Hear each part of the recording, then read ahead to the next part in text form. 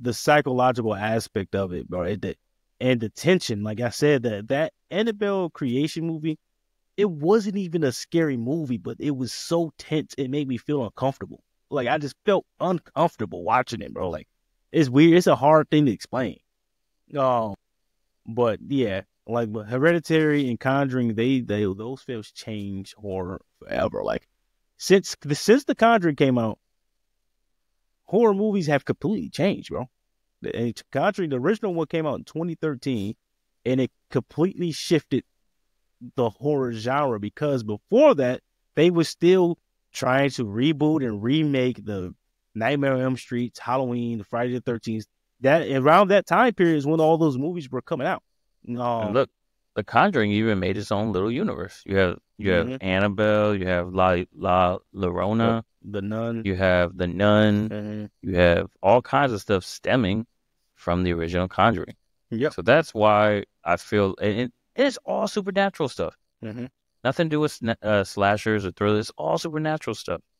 Yeah, and the scary part about The Conjuring is they're loosely based on true events with Ed and Lorraine Warren, like that. So, and they were real people. I think Lorraine died like not too long ago, like 10 years. So Conjuring came out in 2013. She was alive for the first Conjuring. So I think she passed sometime after that. But they were real people, bro.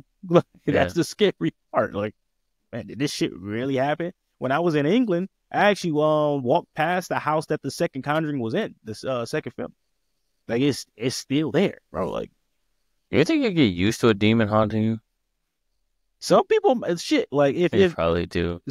The fact that Lorraine Warren lived so long and had all this shit in her house says a lot that you can live. What the hell are they gonna do? Possess me? Like, what can a demon actually do to you? That's the only thing I can think of. But it's like if they're just living there with you, what can they do to me? Can they touch if they're me? not doing anything, then what's there to be real scared of? If they're just there, then they're just there. I guess the scary part is it's just there. Yeah. Like can you go somewhere else? You build a house specifically for them. If they're gonna follow you, man, might as well get their own place. They're like, yeah, I know you're here, you're creepy and all, but do you mind moving out and going somewhere else? Like, you mind getting the fuck out or some shit? Do you got anything better to do, bro? Like, that's what I'm saying. Like, you could be anywhere you want, and you choosing this place. Oh, that's what I'm saying. Ghosts and demons, they literally could be wherever they want to be, and they chose a dusty ass house. You couldn't have picked a mansion somewhere. Go haunt like Drake or Kendrick Lamar anywhere. or something like that, bro. Like anywhere. Go to whatever they want. Go to a Diddy party. You probably would have enjoyed that shit. Boy, man, that'd be crazy, but.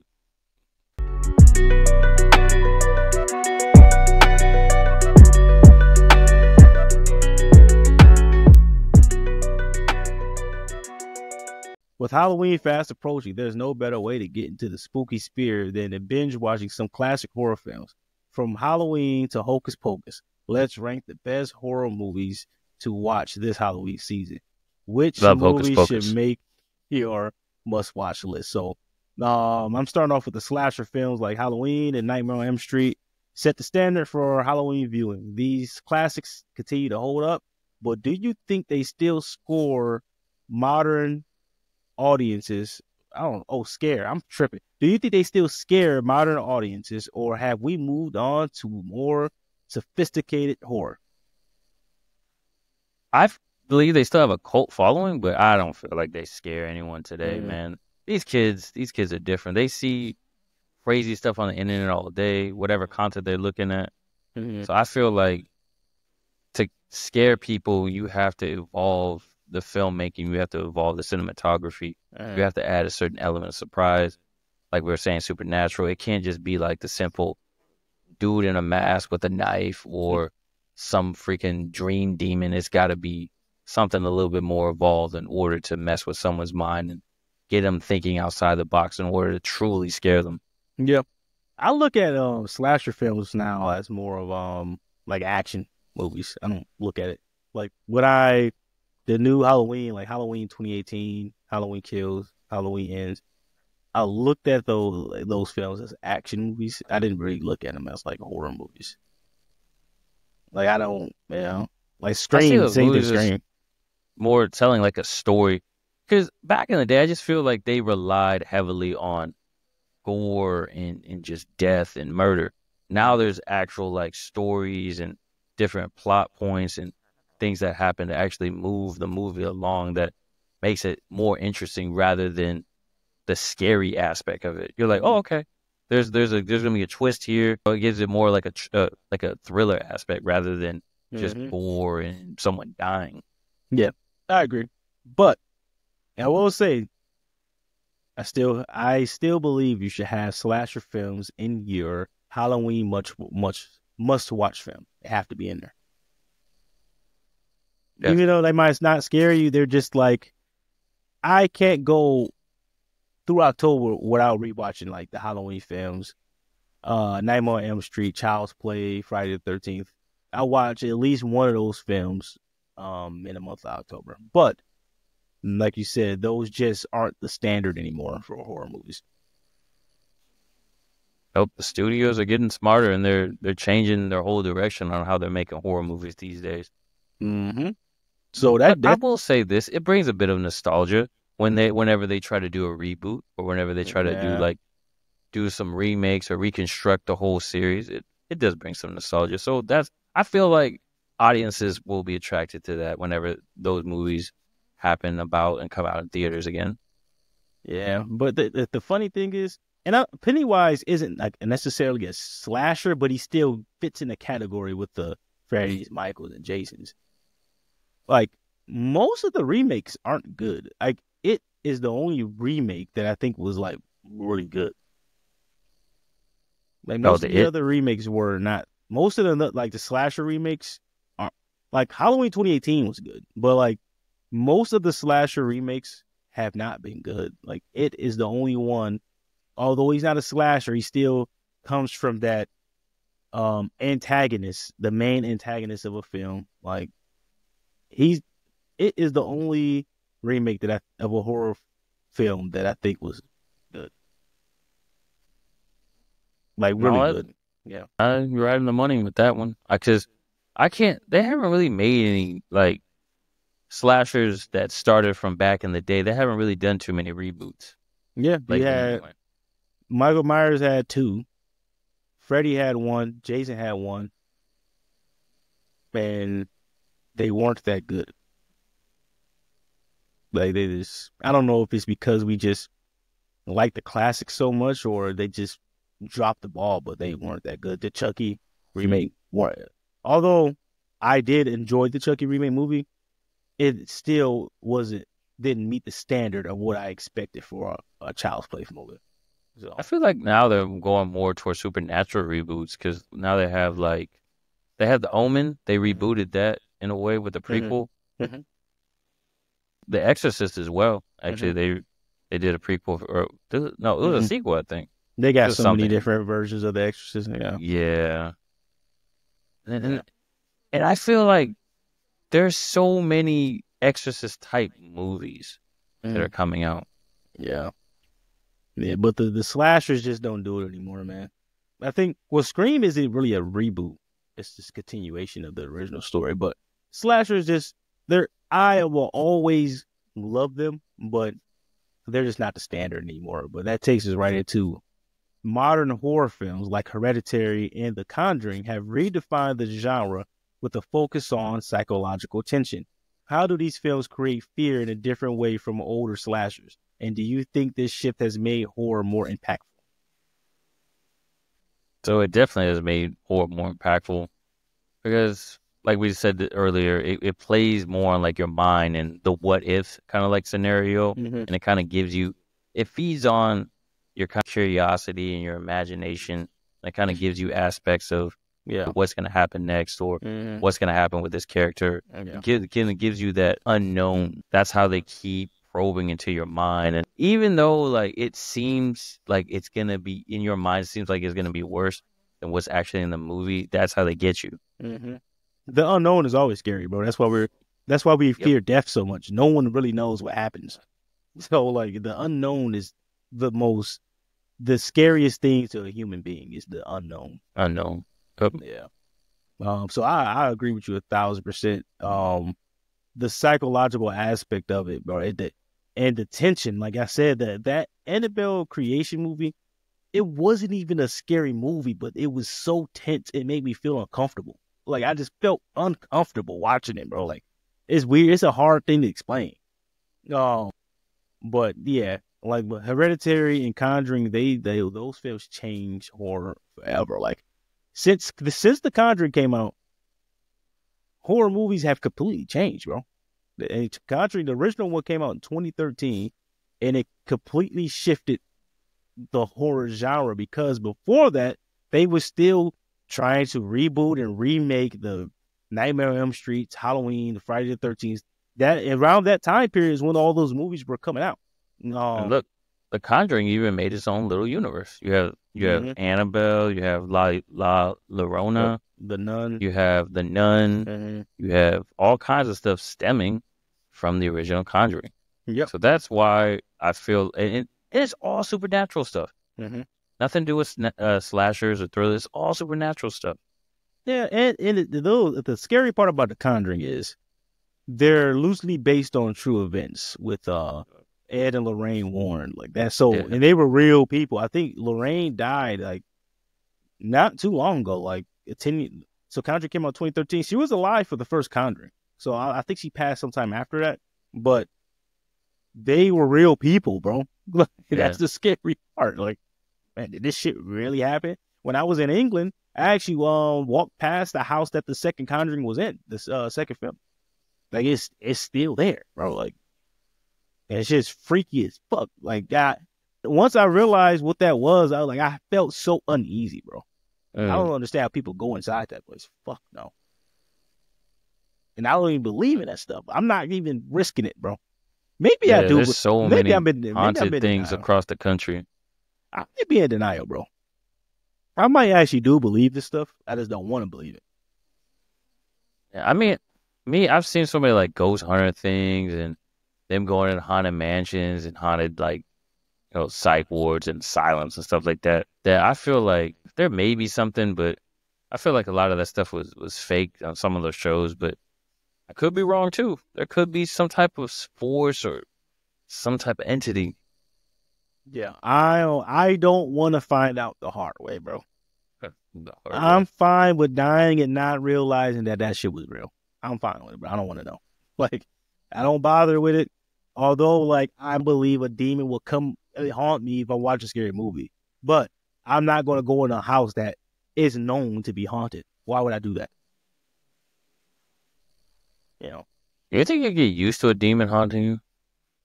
Some people, shit, like if probably do. The fact that Lorraine Warren lived so long and had all this shit in her house says a lot that you can live. What the hell are they gonna do? Possess me? Like, what can a demon actually do to you? That's the only thing I can think of. But it's like if they're just living there with you, what can they do to me? Can they touch if they're me? not doing anything, then what's there to be real scared of? If they're just there, then they're just there. I guess the scary part is it's just there. Yeah. Like can you go somewhere else? You build a house specifically for them. If they're gonna follow you, man, might as well get their own place. They're like, yeah, I know you're here, you're creepy and all, but do you mind moving out and going somewhere else? Like, you mind getting the fuck out or some shit? Do you got anything better to do, bro? Like, that's what I'm saying. Like, you could be anywhere you want, and you choosing this place. Oh, that's what I'm saying. Ghosts and demons, they literally could be wherever they want to be, and they chose a dusty ass house. You couldn't have picked a mansion somewhere. Go haunt like Drake or Kendrick Lamar anywhere. or something like that, bro. Like anywhere. Go to whatever they want. Go to a Diddy party. You probably would enjoy that shit. Boy, man, that'd be crazy. But I need to stop with those jokes. They could. I wasn't gonna say what I was gonna say. Never mind. I say that off camera. I was gonna say they could. Never mind. We'll say it off camera. Yeah, we got to get these sponsorships, bro. We got kids watching our content. We really do. I'm pretty sure we do. Yeah, we do. Okay, let's go to a more family-friendly portion of this segment. Not every Halloween film has to be terrifying. family-friendly movies like Hocus Pocus and The Nightmare Before Christmas capture the spooky spirit without the terror. Do you think these films still hold up today, or are they mostly nostalgia driven? Hell yeah, they still hold up today. Man, do you know how many people out here with tattoos of Jack Skellington and they dress like Jack Skellington before they go to Disney World? They love Halloween or Nightmare Before Halloween. Yeah. You're from Or Orlando, Christmas, so or you whatever it is. I don't know. yeah. What is it? Nightmare Before Halloween? Before Christmas, yeah. Nightmare Before Christmas, yeah. Yeah, if you're from Orlando, so you might have seen that shit for real. I don't know. Well, I see people on like YouTube and TikTok, like that's the thing now. You dress up as a Disney character to go to like in Disney World. I'm like, hell, fuck all that, man. You gotta worry about a costume while you riding roller coasters. Yeah, I'm not doing all that, bro. I feel like some people just got mental hot health as fuck issues. too. You go see a goddamn doctor, bro. That's insane, but I've never been a fan of like the Disney horror or Disney Halloween movies. I'll watch it with my daughter and stuff. I just like, if I'm gonna watch Halloween stuff, I'm gonna watch some scary shit, bro. Yeah. But that's just me. But hey, man, it has its audience, brother. The best ones are like Nightmare Before Christmas, Halloween Town's pretty fire too. I do like Halloween Town. I do like Halloween Town. What else is there? There's like old school ones. There's like, what is it, Under Wraps or some shit about the ones about the mummies. Mm-hmm. Bro, you know what I was watching earlier? What's that? Are You Afraid of the Dark? Bro, hey, I was gonna try and watch that. Yeah, I was watching that. At first, like, so what I do is for like around the holidays, Halloween season, I'll pull up 90s and early 2000 cartoon or Nickelodeon or Cartoon Network or Disney shows. So basically, I'm watching like we're back in the 90s, and we were watching a Nickelodeon one today, and Are You Afraid of the Dark was the last one that came on. I'm like, man, this is the nostalgia aspect. Like, the nostalgia is great, man. It's a good feeling, like just watching. If my kids are sitting there watching cartoons that I used to watch, and they even have the commercials in there, and it's funny. Like my daughter's like, "Oh, can I have that?" I'm like, that doesn't exist anymore. I don't even think they make that anymore. The funny thing is, I'll be going through like the comments for people who watch Are You Afraid of the Dark, and they remember specific episodes. I'm like, God, specific episodes. I remember watching the show. I don't remember specific episodes. I just remember Saturday night I will watch the show. I don't remember specific episodes either. But I don't. It's impossible. But it's been some superstars that have been on there. Like Ryan Gosling was on Are You Afraid of the Dark. Neve Campbell, I think, is that how you say her name? Scream. She's the main girl from Scream. Now I remember specific episodes from Goosebumps. I remember like there's the one with the girl who had like the Halloween mask that wouldn't come off. That's a classic. I remember like that one family that went to that amusement park that was filled with like monsters and shit. Mm-hmm. There's one where the only reason I really remember because my grandparents had the VHS tape. It was one where like these kids visited England and they visited this castle and then they ended up going back in time and getting freaking stuck or whatever. I was like, man, that scared me a little bit. I think Goosebumps is more iconic than Are You Afraid of the Dark, but Are You Afraid of the Dark? They had books to go with it. Yeah, Are You Afraid of the Dark? Actually, some episodes are pretty fucking scary. Scary, yeah. Yeah. No, because Goosebumps had the books to go with it, and Goosebumps had R.L. Stine had other series, like we were talking about Fear Street. Yeah, Fear Street, and he had like some other things too. But yeah, because they had the books to go with Goosebumps, the show. Yeah, I might do a poll. I might make a poll on our channel to see what people like Goosebumps. They prefer Goosebumps or Are You Afraid of the Dark? That'd be a good one to do. But yeah, the nostalgia. To answer the question, I think some of these films still hold up today, but a lot of them are like nostalgia driven, which is fine. There's nothing wrong with that. There's nothing wrong with nostalgia. I love going back and watching things that I used to watch growing up and introducing them to my kids. It kind of made me feel old because my parents used to do that too. But like, oh, you need to watch Scooby Doo, Flintstones. Even though my parents, when some of those shows came out, my parents weren't even born yet. I think Scooby Doo came out in the 60s. Both my parents were in the 70s. Scooby Doo came out in the 60s. Flintstones came out in the 60s. Jetson came out in the 60s. Mm-hmm. A lot of stuff came out in the 60s. Like, I would love to talk about all the whole cartoon lore because I know all of it. I know like how Cartoon Network came into being. I know Nickelodeon. I know all this. Well, we need to dedicate episodes to it.